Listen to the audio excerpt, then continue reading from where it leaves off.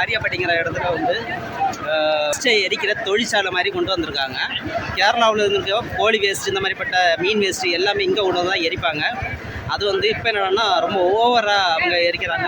அதுலேருந்து ரொம்ப புகை வாய் மாதிரியெல்லாம் கிளம்புன்னு சொல்லிட்டு ஏற்கனவே இவங்க ரொம்ப கம்ப்ளைண்ட் ரொம்ப போராட்டம் நடத்தியிருக்காங்க. அது எதுவுமே பார்க்கல. ஏன்னா இது வந்து கேரளாவில் இருந்துள்ள மந்திரிங்க இங்கே உள்ள மந்திரிங்க எல்லாரோட ஃபுல் சப்போர்ட் இருக்குன்னு இதில் இவங்க இப்போ வந்து போராட்டம் மாதிரி இறங்கியிருக்காங்க. இந்த காரியப்பட்டிங்கிற பைபாஸில் வந்து போராட்டம் மாதிரி பண்ணுறாங்க.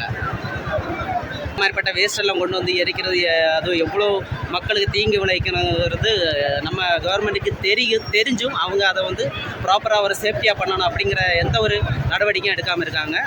இதுக்கு கண்டிப்பாக எல்லாருமே நீங்கள் சப்போர்ட் பண்ணணும். ஓகே,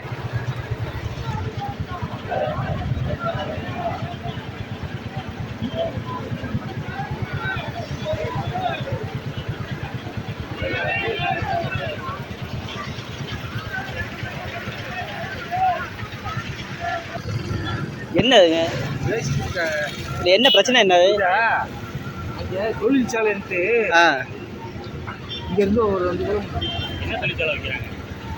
தொழிற்சாலை வருதுன்ட்டு கேரளா மந்திரிக்கு சொல்லலாம்.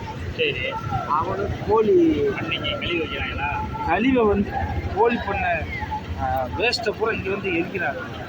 ஓ, அங்கே இருக்கு. கேரளாலேருந்து இங்கே கொண்டு இருக்கிறாங்களா? மாநிலத்திலேருந்து இங்கே கொண்டு வந்து இருக்கிறாங்க. ஆமாம், அதனால் மந்திரிக்கு சொந்தக்காரங்க ஒன்றும் பண்ண முடியல.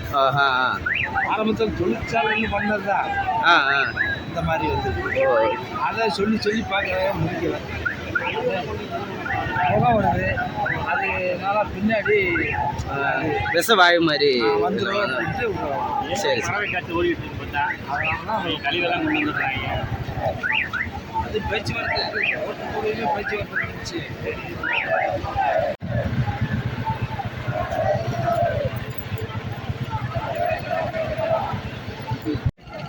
மக்களை எல்லாரும் இதை முடிஞ்ச அளவுக்கு இந்த வீடியோ ஷேர் பண்ணுங்கள். இந்த காரியப்பட்டியில் நடக்கக்கூடிய இந்த விஷயம் நம்ம ஊர்லேயும் நடக்கலாம்.